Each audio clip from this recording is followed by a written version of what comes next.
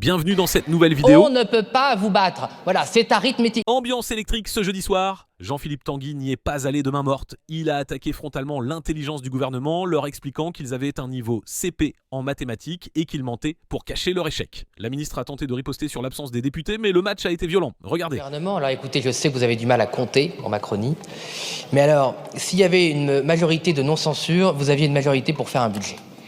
Voilà, c'est tout, c'est arithmétique, c'est mathématique, niveau vraiment CP, quoi. Voilà. Donc, accuser, non mais ça sert à rien de crier, c'est vrai, point. Voilà. S'il n'y avait pas une majorité arithmétique, vous seriez censuré. Donc si vous n'avez pas été censuré, c'est que vous aviez une majorité arithmétique dans cet hémicycle. C'est vrai, une majorité par absence. Par présence, je ne sais pas si vous êtes capable d'avoir une majorité arithmétique. Ça, je veux bien en convenir. Bref, donc dire que c'est la faute du méchant RN ou même du méchant LFI qui aurait saboté votre merveilleux budget d'équilibre, ça n'existe pas. Parce que si vous êtes tous les députés PS, Lyotte, macronistes, LR, présents et votant dans le même sens cet hémicycle, on ne peut pas vous battre. Voilà, c'est arithmétique. Je le regrette, alors ça, mais je le regrette puissance 10 000. Mais on ne peut pas vous battre. Donc si vous n'avez pas de budget aujourd'hui, ce n'est pas la faute du groupe Rassemblement National et de l'UDR et ses 140 députés, c'est pas la faute des Insoumis et de leurs 70 députés, c'est parce que la majorité absolue du PS jusqu'au LR est incapable de se mettre d'accord sur un budget et pour cause, vous n'avez aucun projet commun, vous n'êtes d'accord sur rien, à part augmenter les impôts et la dette comme vous l'avez fait sur la sécurité sociale, mais on n'avait pas atteint les limites du mensonge, puisqu'alors qu'il est évident que c'est entièrement et seulement de votre faute, vous arrivez encore à accuser le Rassemblement National. Je vais vous répondre.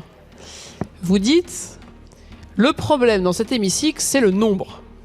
Parce que vous comprenez, nous on est nombreux, et puis là ils sont moins nombreux que ce qu'ils pourraient pour nous empêcher au fond de faire des bêtises.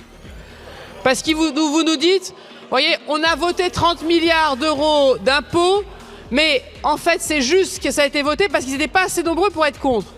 Mais c'est une drôle de trahison de ce que vous peut-être pensez, monsieur le député.